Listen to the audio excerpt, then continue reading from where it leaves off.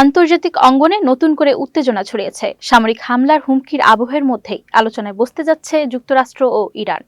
মার্কিন president Donald Trump সাম্প্রতিক এক বক্তব্যে ইরানের বিরুদ্ধে কঠোর অবস্থানের ইঙ্গিত দিয়েছেন। তিনি বলেছেন, প্রয়োজনে শক্তি প্রয়োগ করতেও পিছপা হবে না যুক্তরাষ্ট্র। তার এই মন্তব্য ঘিরে আন্তর্জাতিক রাজনীতিতে নতুন করে আলোচনা শুরু হয়েছে। অন্যদিকে যুক্তরাষ্ট্র ও ইরান দুই দেশেই কূটনৈতিক সমাধানের পথ খোলা রাখার ইঙ্গিত দিয়েছে। পারমাণবিক কর্মসূচি, আঞ্চলিক নিরাপত্তা ও নিষেধাজ্ঞা ইস্যুতে দীর্ঘদিন ধরেই টানাপোড়েন চলছে দুই দেশের মধ্যে। বিশ্লেষকরা বলছেন, একদিকে কড়া হুঁশিয়ারি, অন্যদিকে আলোচনার টেবিলে বসার প্রস্তুতি। এমন পরিস্থিতি মধ্যপ্রাচ্যের ভূরাজনীতিতে নতুন মোড় আনতে পারে।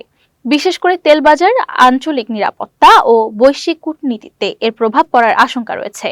এর আগে ট্রাম্প প্রশাসনের সময় ইরানের সঙ্গে পারমাণবিক চুক্তি থেকে সরে দাঁড়ায় যুক্তরাষ্ট্র, যা দুই দেশের সম্পর্কে বড় ধরনের সংকট তৈরি করে। পরবর্তীতে একাধিকবার উত্তেজনা চরমে পৌঁছালেও সরাসরি যুদ্ধের পরিস্থিতি তৈরি হয়নি।